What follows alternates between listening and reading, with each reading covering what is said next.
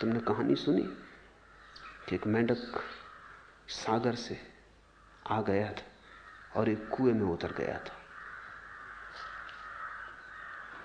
कुएं के मेंढक ने पूछा, मित्र कहां से आते हो? उसने कहा, सागर से आता हूं। कुएं के मित्र ने पूछा, सागर कितना बड़ा है? क्योंकि उस कुएं के मेंढक ने कुएं से बड़ी कोई चीज कभी देखी न थी। उसी में पैदा हुआ था, उसी में बड़ा हुआ था।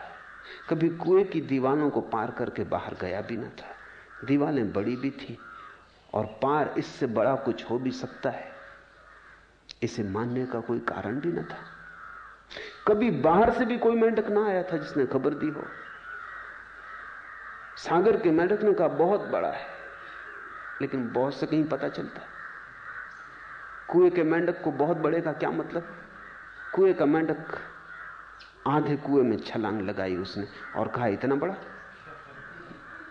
आधा कुआं इतना बड़ा? उसने कहा कि नहीं नहीं, बहुत बड़ा है। तो उसने पूरी छलांग लगाई, कहा इतना बड़ा। लेकिन अब उसे संदेह पैदा होने लगा।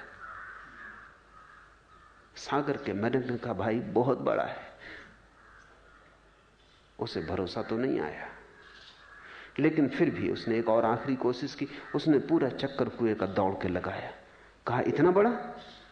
सागर के मेंढक ने कहा, मैं तुमसे कैसे कहूं, बहुत बड़ा है। इस कुएं से उसका कोई पैमाना नहीं, उसका कोई नापजोख नहीं हो सकता है।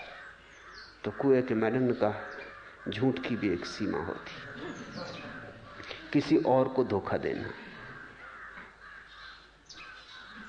हम ऐसे ना समझ नहीं।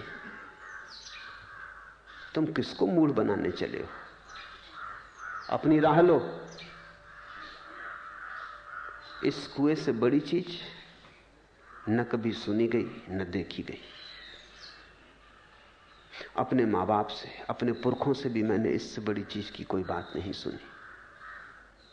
वे तो बड़े अनुभवी थे, मैं नया हो सकता हूं।